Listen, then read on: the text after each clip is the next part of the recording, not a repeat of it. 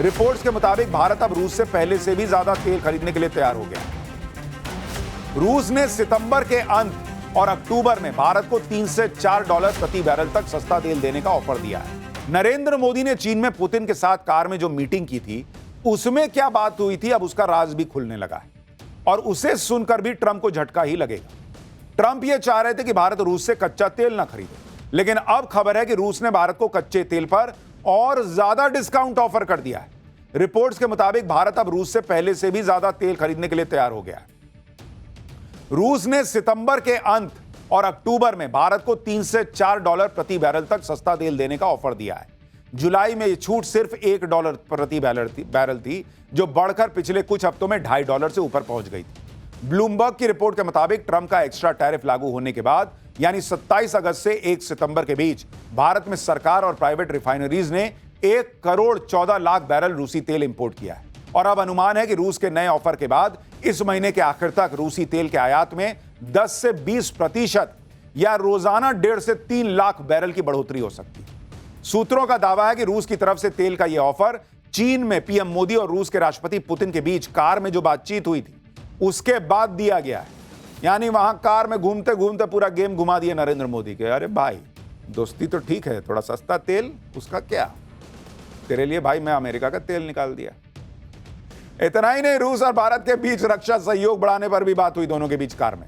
दावा है कि भारत रूस से और ज्यादा S-400 एयर डिफेंस सिस्टम खरीदेगा। इसके लिए भारत और रूस के बीच चर्चा चल रही है। साल 2018 में भारत ने रूस से 5 S-400 long range surface to air missile system खरीदने के लिए डील की थी। इसमें से 2 मिसाइल सिस्टम की डिलीवरी साल 2026 या 2027 तक होने की उम्मीद है। रूस के साथ तो भारत के मजबूत संबंध पहले से हैं। अब तो चीन भी भारत के साथ संबंध सुधारने की कोशिश कर रहा है और इसका अंदाजा SCO समिट के दौरान मोदी और शी जिनपिंग की मुलाकात के दौरान हुआ। लेकिन चीन में मोदी जिनपिंग के अलावा एक ऐसे शख्स से भी मिले थे जो भारत चीन संबंधों में गेम चेंजर साबित हो सकता है। चीन दौरे पर पीएम मोदी ने शी जिनपिंग के सबसे करीबी माने जाने वाले काई ची से मुलाकात की थी। विदेश मंत्रालय ने बताया है कि पीएम मोदी ने काई ची के साथ द्विपक्षीय संबंधों को लेकर अपना विजन साझा किया। इसके जवाब में काई ची ने चीन भारत दोस्ती को नए आयाम देने का वादा किया। अब आप सोचेंगे ये काई ची कौन है भाई, जो इतना बड़ी चीज हो गई, इनसे नरेंद्र मोदी मिल लिए। सरल भाषा में कहूं, बहुत आसानी से समझना है तो ऐसे समझिए कि जैसे नरेंद्र मोदी के लिए अमित शाह हैं, वैसे जिनपिंग के लिए काई ची हैं। जैसे नरेंद्र मोदी को विश्वास है अजीत डोभाल पर, वैसे जिनपिंग को भरोसा है काई ची पर। ये उदाहरण दे रहा हूं आपको, इसी से आपको समझ में आ जाएगा कि आदमी की इंपॉर्टेंस क्या है। काई ची को बीजिंग में एक ताकतवर और प्रभावशाली व्यक्ति के तौर पर जाना जाता है। उन्हें शी जिनपिंग का चाणक्य भी कहा जाता है। काई ची चीन की पोलित ब्यूरो स्थायी समिति के 7 सदस्यों में से एक हैं। पोलित ब्यूरो ही चीन की सबसे शक्तिशाली निर्णय लेने वाली संस्था है। काई ची कम्युनिस्ट पार्टी ऑफ चाइना के जनरल ऑफिस के डायरेक्टर भी हैं, जिसे पार्टी का कमांड सेंटर माना जाता है। जनरल ऑफिस के डायरेक्टर के तौर पर काई ची ही यह सुनिश्चित करते हैं कि शी जिनपिंग के निर्देश सभी मंत्रालयों में लागू हो जाएं। काई ची को शी जिनपिंग का करीबी भी माना जाता है। प्रांतीय पॉलिटिक्स से लेकर कम्युनिस्ट पार्टी चीफ बनने तक काई ची ने शी जिनपिंग का साथ बखूबी निभाया है। एक्सपर्ट्स का कहना है कि मोदी को काई ची से मिलवाना इस बात का संकेत है कि शी जिनपिंग ने भारत चीन रिश्तों को सुधारने की जिम्मेदारी अपने सबसे भरोसेमंद सहयोगी को सौंप दी। यानी नरेंद्र मोदी ने हर तरफ से ट्रंप के खेल को खत्म करने की शुरुआत कर दी। लोग हालांकि इसे संयोग मान रहे हैं कि जिस दिन ट्रंप ने भारत पर टैरिफ लगाया था, आपको याद है वो दिन कौन सा था, जो वो 50% वाला जो एक्स्ट्रा 25% शुरू हुआ था, वो याद है किस दिन शुरू हुआ था? वो जिस दिन शुरू हुआ था वो दिन गणेश चतुर्थी का था, विघ्नहर्ता का दिन था। और ट्रंप सोचा कि विघ्नहर्ता आए हैं और ट्रंप हमारे लिए विघ्न की लाइन लगाएगा। भगवान गणेश को विघ्नहर्ता यानी सभी परेशानियों को दूर करने वाला माना गया है।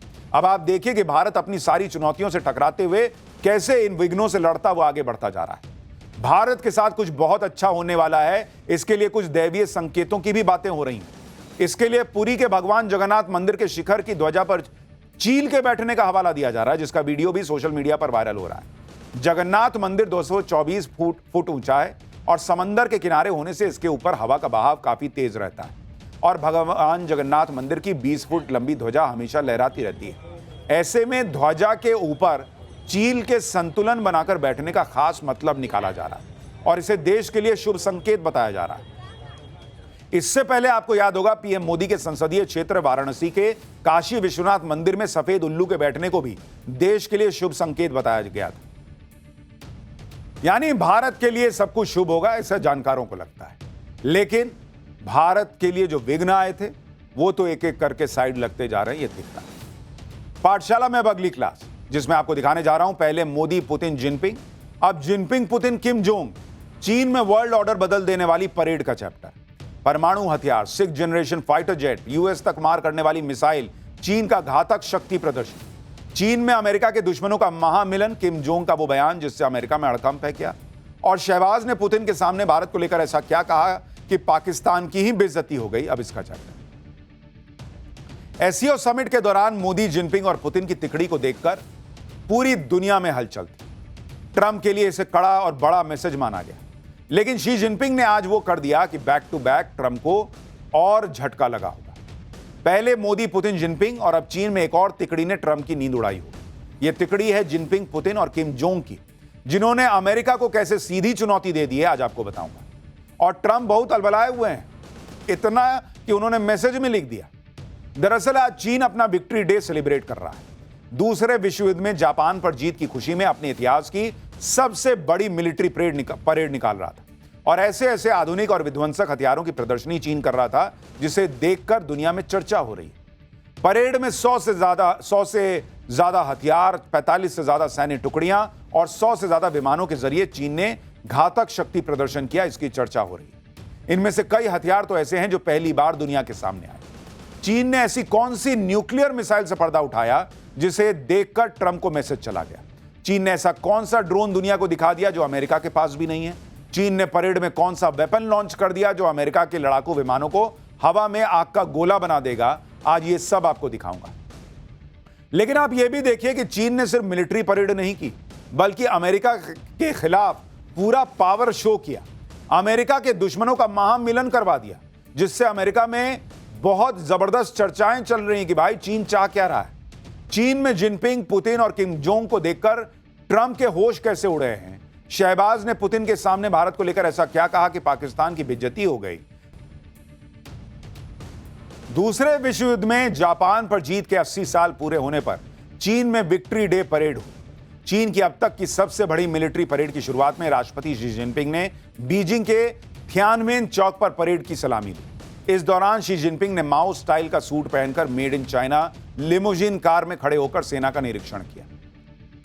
इसके बाद चीन ने मिलिट्री परेड के जरिए अपनी सैन्य ताकत दिखानी शुरू की। कई घातक हथियारों की प्रदर्शनी लगाई, जिसमें सबसे ज्यादा चर्चा उस मिसाइल की हो रही है जिसकी जद में अमेरिका तक आता है, जिसका नाम है DF-5C। ये देखिए, ये इंटर कॉन्टिनेंटल बैलिस्टिक मिसाइल है, यानी ICBM, जो चीन की सबसे बड़ी मिलिट्री परेड में शो स्टॉपर बनी।